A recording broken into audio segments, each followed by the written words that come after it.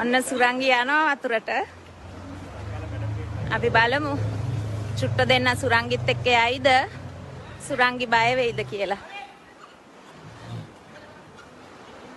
අම්මා හරිම ආදරෙන් බබාලා දෙන්නව බලාගන්නේ. බබාලාට අනතුරක් තියෙනවා නම් එයා යන්නේ නැහැ. ඔන්න සුරංගි බැස්ස වතුරට. සුරංගි නෙමේ කුමාරි වතුරට බැස්සේ.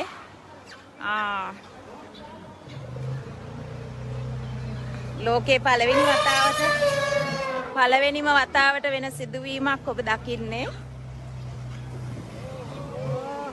ඔන්න බැස්සා. අපේ පින්නවල නිවුණු දෙන්න වතුරට බැස්ස පළවෙනිම වතාවට. ඔන්න දුවන් එනවා බය වෙලා. චුට්ටක් එක්සයිට් වෙලා. ඔන්න ආයිත් යනවා.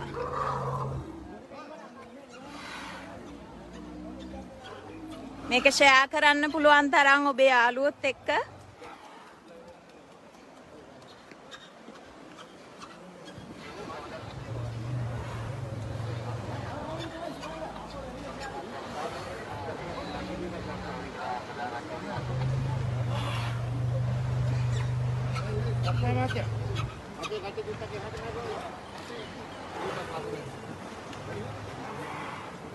අපේ කණ්ඩායමේ රත්නායක අපේ කණ්ඩායමේ හැමෝටම මේක හරිම ආශ්චර්යමත් එක්සයිටිං දවසක්.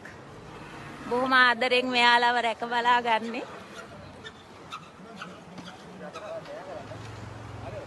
ඔබට ඇහෙනවා ඇති පැටව් දෙන්නගේ සද්දේ. හරිම ලස්සන චූටි සද්දයක් දානවා. පොඩි චණ්ඩි දෙන්නෙක් ඔන්න බැස්ස වතුරට.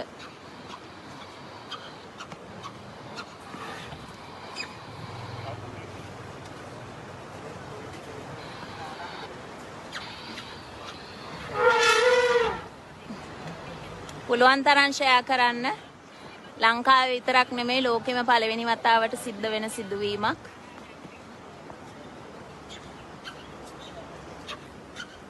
මං හිතන්නේ ඔබට ඇහෙනවා ඇති බබාලා දෙන්නගේ සද්දේ.